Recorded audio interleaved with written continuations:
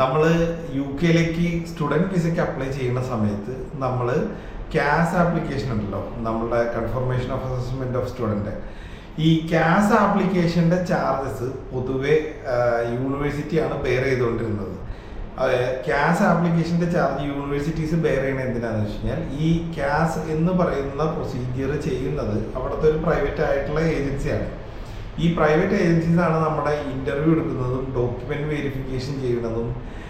ഇത് പിന്നീട് നമ്മുടെ ഇമിഗ്രേഷന് വേണ്ടിയിട്ട് നമ്മളുടെ എല്ലാ സപ്പോർട്ടീവ് ഡോക്യുമെൻറ്റ്സ് കൊടുക്കുന്നതും ഒരു പ്രൈവറ്റ് ഏജൻസിയാണ് ഈ ക്യാസ് എന്ന് പറഞ്ഞ സിസ്റ്റം ചെയ്യുന്നത്.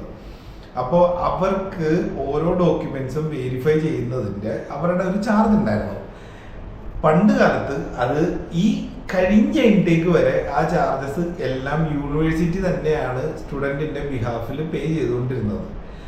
എന്നാൽ ഏപ്രിൽ മുതൽ ആ ചാർജസ് സ്റ്റുഡൻസ് പേ ചെയ്യേണ്ട സാഹചര്യമാണ് ഇനി മുതലുള്ളത്.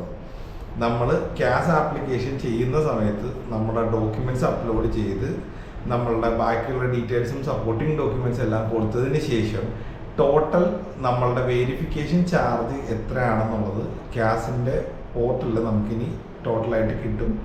അത് സ്റ്റുഡൻറ്റ് സ്വന്തം കയ്യിൽ നിന്ന് പേയ്മെൻറ്റ് ചെയ്യണം. അതാണ് ഇനി മുതലുള്ള പുതിയൊരു റൂൾ ചേഞ്ച് യു കെയിൽ വന്നേക്കുന്നത്. ഒരു ക്വിക്ക് അപ്ഡേറ്റ് ആണ്. ഏപ്രിൽ മെയ് ഇൻടേക്ക് അപ്ലൈ ചെയ്യുന്ന സ്റ്റുഡൻസിന് തൊട്ട് ഈ ചാർജസ് വരുന്നുണ്ട്.